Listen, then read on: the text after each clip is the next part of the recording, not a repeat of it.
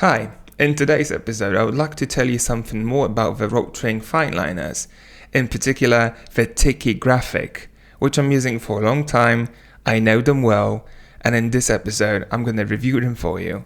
But before we're going to dive into the review, I would like to invite you to join our Discord server, which is dedicated to helping everyone to learn how to draw the architecture, and this server is for all of you, as well as the experienced drawing artists and those who are just trying to start. You're always welcome to join. I will do everything I can to create the best community for you guys, and I will try to deliver my comprehensive support to everyone that's willing to learn how to draw. So make sure to join. The link is in the description of the video. So without any further ado, let's get into the review.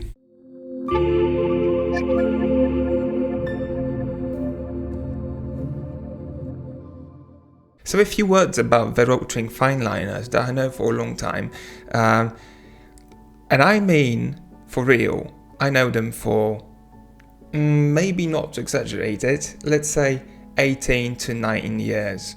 I've been using them as a teenager, and I know them for great quality, and I remember them being one of the best fineliners I could ever find. The Rotring logo was actually at this time a great hallmark of something absolutely amazing, reliable and consistent every time in any conditions. So I think they're worth reviewing on this channel, and I've been using them for many artworks on this channel. Actually, I'm using 0.2, 0.4 and 0.7 very often, and I use them to get some these beautiful pitch black lines, and to underline some portions of the drawing when it would be really hard to sketch and cross-hatch with the Micron Pigma fineliner, which I'm using a lot. I'm using 0.03, and from the previous videos of mine, I think I've been underlining that thing and really trying to kind of emphasize the importance of really thin lines. However, in this case, I was using this set for thicker lines, more decisive lines, and I think they're great for that. And in my opinion, they are made for that. Because why do I miss 0.1? Because you're going to see that I've got a 0, 2, 03, 04, 05, 07, and 08. I do not have 06 and 01. And with 01, there's a funny story, because when I started this channel, I was always used to mixing these fineliners like Pigma Microns with the Rotring, and that was just my everyday go for. And I was using the Pigma to sketch, sometimes to trace my pencil sketches, and then I was using the Rotring to finish off with the markers. And I came into a point where I wanted to try out the 0.1, which unfortunately is the thinner you can get on the market. The Rotring, unlike Pigma or Unipin or Faber or other brands, they do not make any thinner line widths like 0.03 or 0.05. Of course, 0.03 is the extreme, which Pigma is making, to the best of my knowledge, only Pigma. Maybe some other brands that I'm not familiar with also produce the fineliners with so precise nibs. However, when I purchased 0.1, that was unfortunately, really sadly, I have to admit it, desperately sadly, I have to say it, because I can talk about these only positive things. I haven't had any bad experience with them at all throughout these 18, let's say, years. And when I purchased 0.1, that was the first huge disappointment, because I remember I was drawing the White House in USA, the drawing that is on my channel, you can check it out, and I took 0.1 into my hand, and I expected 0.1 to be 0.1, to be at least thinner than 0.2, but sadly it turned out that the 0.1 was abysmally thicker than 0.2. I could not believe my eyes, and I purchased another one, 0.1. And another 0.1 turned out to be thicker than 0.2. It had nothing to do with the wear of my nib on 0.2. I have a couple of them. I tried more than one, because I've got another here. Yet to prove you my point, I've got another here. I've got at least 3 0.2 fine liners, because I'm using them a lot, and I purchased them in advance. So sadly, and since then I did not consider 0.1 to be of any use. Well, let's just move my thoughts aside. It's not the premise of this video to just only tell you about the fun facts and tidbits of my experience with these Rotring fine liners. However, it's important. I think it's worth noticing. And in this video, if you have not seen any previous videos of mine when I'm doing the reviews of the fine liners, we're going to do the line width test. We're going to talk about, then we're going to do the crosshatch test. I'm going to sketch something for you with these, so you can kind of get an idea what results you can get with these. And in the end, I'm just going to quickly sum them up and maybe talk about the durability, because in here, with these fine liners, I think I've got one of the biggest experience in my whole drawing journey. So without any further ado, let's begin the first test. The first test is going to be the line width test. I'm going to be drawing the lines from the middle to the sides. On this side, there's going to be a cheap paper, which you use for your printer on a daily basis. It's of 90 grams a square meter grammage. And on the right side, I'm going to have a Canson paper, which is more expensive. It's of 190 grams a square meter grammage. And I use it for my sketching. Why do I do this? Of course, I'm here to find out for you if you're going to be able to use these fine liners or any kind of a paper. If you like traveling, you do not have any good quality paper for sketching, and you may gonna want to know if these fine liners gonna perform well just in a regular cheap paper that you can have in your sketchbook, whatever. So let's begin the line width test. I'm gonna be doing 2 lines each fine liner on both sheets of paper. And why 2 lines? Because the first line is going to be the fast line and the second line is going to be the slow line, because over the time I found out that fine liners tend to give way thicker lines when you draw it slower. And for this review, I think it's really important, so I can present to you what's going to be the line thickness of your fine liner when you're going to be drawing slow and drawing fast. Like fast, I mean really quickly sketching or drawing the fast vertical, horizontal, angled lines. So let's get into it. That the first is 0.2. I start on a cheap paper. I'm going to do the 2 lines and then 2 lines on a more expensive paper. So that's the fast line of 0.2. Each time I'm using the same pressure. And the slow line.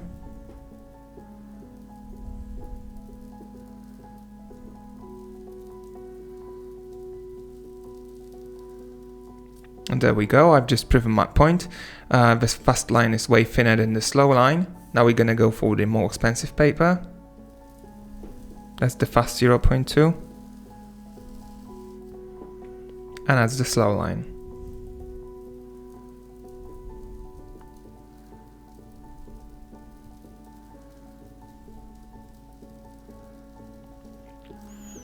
And as you can see, the fast lines are way thinner than the slow lines. I hope it's visible on the camera.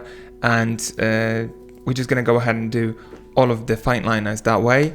I'm gonna speed up all the process of drawing the lines. I'm just gonna, in the meantime, just leave my voice explaining to you which line is which fine liner I'm using right now. And just to ensure you that I'm gonna speed it up, all of the lines, the fast lines and the slow lines always have the same speed to them that you've seen in this first example. So let's go for 0.3. First is going to be the fast line. Now it's going to be the slow line. Now the fast line on a Canson paper. And now the slow. So as you can see, we are slowly building this pattern. I see it's really okay. Between 0.2 and 0.3, there is noticeable change in the line thickness. I like it. Everything's really as expected. And let's go for 0.4, the fast line now on the cheap paper. Now the slow line on the cheap paper. Now the fast line on the Canson paper. And a slow line on the Canson paper. Good. Everything's looking good. However, I can see that between 0.3 and fast and slow 0.4, there isn't much of a change. Maybe I would say that the slow 0.3 is of the same thickness to slow 0.4, which is kind of unusual, a little uncalled for. We do not want something like that to happen.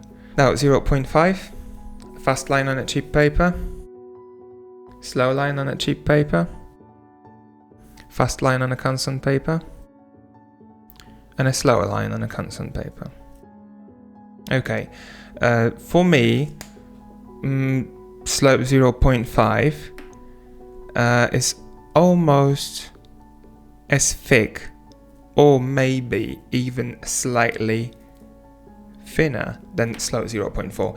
Now 0.7, fast line on a cheap paper, and the slow line on a cheap paper. Now the fast line on the Canson paper, and the slow line on the Canson paper. Okay, so that's a significant improvement. I always remember 0.7 to be a solid pitch black fat line, and I love to use it. It's one of my favorite fine liners of all time for, for the great, really intense and really decisive lines. I love it. That's just my number one for the lines like this. And now let's go for 0.8 on a cheap paper first, the fast line now, and the slow line, the fast 0.8 on a Canson paper, and the slow 0.8 on a Canson paper. So as you can see, we've got a clear pattern, and the line widths evolve, gradually. I think it's a really okay result, and kind of expected by me. The 0.2, as you can see, is actually a really nice and thin line. It's, I would say, if no one told me, I would say that 0.05 of like Faber Castell maybe, or maybe 0.1 of a Faber Castell, but it is a 0.2 of Rotring, and they're doing really okay. And 0.1, sadly, I cannot present to you. I'm not willing to waste any money on 0.1. In my opinion, it's just a waste of money, because 0.2 is absolutely okay. And I'm always using some thinner fine liners of the other brands for sketching. I'm not using these Rotring fine liners for making a final product. So now we're gonna go ahead and do the crosshatch test. Of course, the same way on a cheap and on the most expensive paper as well. So now we're going to do a crosshatch test. If you've seen my previous reviews, I'm going to do the 3 types of a crosshatch, and I'm going to test each fine liner on these 2 sheets of paper, on the cheap one and on the more expensive one. Let's go ahead and start with the 0.2. I think it's doing okay. Let's see how it compares to 0.2 on a more expensive paper. And what I can say straight away is that on this Canson paper, this fine liner is performing slightly better in terms of the comfort and of a glide. It glides better on this paper. The texture to these papers is kind of similar. It's not like there isn't a huge noticeable difference that you can just tell with your hand, or maybe just my hands do not feel it. But you get the idea. They're really similar and really comparable, so it's worth noticing that on this paper it's performing better. So now 0.3 on a cheap paper first, and as well as with the Faber Castell fine liners, 0.3 is a huge improvement in the line width, and I feel like I could make a pitch black hatching with this fine liner, and it's really, it feels really good. It's just a way better than I expected. I do not feel much of a difference between the cheap and the more expensive paper with 0.3. Now 0.4. 0.4 is one of my favorites. It does not smudge on a cheap paper, and I can compare it with the 0.3 on a Canson paper in terms of the glide and the feeling. It felt really okay on a cheap paper, though this paper is really of a really poor quality. This 0.4 handled it quite nicely, and I'm really happy with the results. Let's see on a Canson paper. It just feels wonderful. It gives you the line width you expect. Everything's okay. I see no leaking to the sides. Everything's good, and the lines are really sharp. I like it. Let's go for 0.5. And there's a huge increase in light thickness, and I feel like it's really what I would like to use. That's the fine liner I would like to use, making the windows pitch black in my drawing, because you do not need much of an effort, and you can just make a really nice black surface with it. It performs really well as well as on a cheap paper, on a Canson paper. The lines are slightly different, it's just I think it's just about the color, because this paper is of a slightly different tint, and everything's okay. I do not have anything to complain about. 0.7 now, and 0.7 is okay. It dries instantly, and it doesn't. I love the reviews for that. That's just a live example of how it did not get dry in time, and I did some nasty smudging here. You really have to be careful with it. Just keep that in mind, that 0.7 as well as most likely 0.8 can smudge. So be careful if you want to cover most of your drawing with this 0.7, because it seems like there's way too much of an ink, or maybe just ink does not get dry in time. And how about here? Okay, on the Canson paper, I even touched it earlier than I did in here after the drawing, and it does not smudge. It does not leave any print on my finger. Everything's good. So it's just a matter of this cheap paper. Just you have to keep it in mind. So now let's go for 0.8. The lines are way thicker, and of course there is some smudging present. So be careful when you're drawing with these line thicknesses on the cheap paper.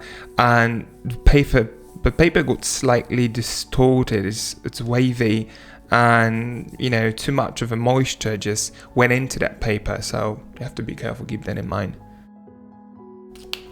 And on a Canson paper, nothing happens. There's no smudging. So to sum it up, the 0.2 did kind of okay on both. The 0.3 and 0.3 and 0.4 were absolutely, they felt the same on both papers. 0.5 slightly better on a Canson paper, really nice line thickness improvement, and 0.7 and 0.8 actually relatively close. They smudge in here, and unfortunately they do not get dry instantly, so to keep that in mind. About the line thickness, you can decide as well. You can just see it how it looks like.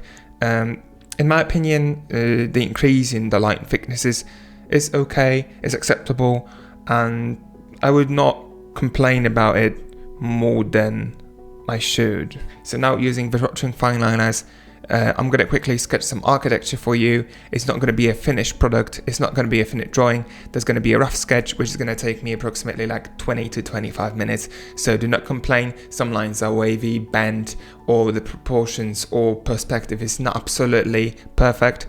It's not the premise of this drawing. The premise of this drawing is going to be to present to you how they perform when you're going to be quickly sketching something from life. And this whole process I'm going to present to you as a time lapse. If there's going to be something on the go I would like to mention, like some problems, some issues I ran into, I'm going to pause the time lapse and talk about them on the go. If not, if the time lapse is not going to be paused, that means I did not have any issues with them whatsoever. So let's get into it.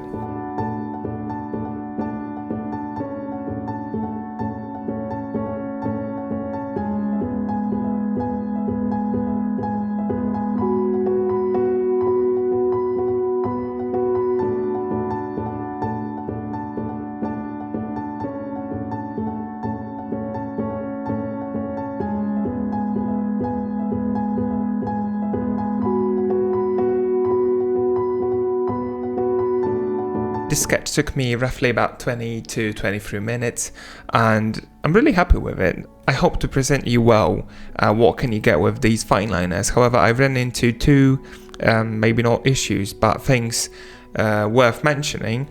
That 0.2, because you can get these thin lines, but unfortunately you have to be really careful with them, because each time you want to get as thin results as these, you have to be really careful and barely put any pressure or angle your fine liner the way it gives you these really, really thin lines. Because when you're going to be pressing straight on, unfortunately these lines are really thick, and you can get lost if you do not have any experience with these fine liners.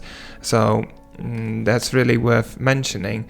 I hope they're really great for professionals, but they can be a trap for people that just start drawing, because I know how frustrating this can be when you really try to make your drawing pop and make it amazing, and you cannot actually learn yourself that there's a key in these thin lines and making the details more exposing the details more with them. So it's really, I think that this drawing would look way better if I had 0.03 micron in here and I could add it in, and I had some more time, of course. But I think these fine liners are absolutely amazing. They're great for professionals. You can just toss them in your carry-on bag and, you know, travel a lot and sketch and have great experience with them, because each time I take them in my hand I just feel like they're great and I love them. You know, it's just a personal preference. I just love them, and I hope you're going to love them as well. And to sum it up slightly about the durability of these fine liners, I think they're really durable. They're really consistent, they are reliable, they're really durable, and to wear them out, I would say is really hard. I would risk saying that you will never wear the nibs down. Sooner you're just gonna dry them out and leave them with no ink, rather than just break the nibs. The nibs are of an amazing quality. They're really resistant and durable. They are absolutely, for me, they are just invincible, and you would need like a sandpaper to work them down, because when you're drawing on a normal paper, which is, you know, at least meant for drawing or sketching or even writing on it, you should not have any problems with them. They last, I think they're the most durable fine liners I've ever seen and I've ever used in my life. And I would risk saying that, actually, to be frank with you, I've prepared over 50 artworks for this channel, and I did not have to buy any extra fine liner of Rotrings, and I used them a lot. Meanwhile, I had to buy a lot of Pigma fine liners that I wear out quickly. The 0.03 nibs are thin as a hair, so I'm not surprised that they wear out quicker than these, and I would be surprised if they wouldn't.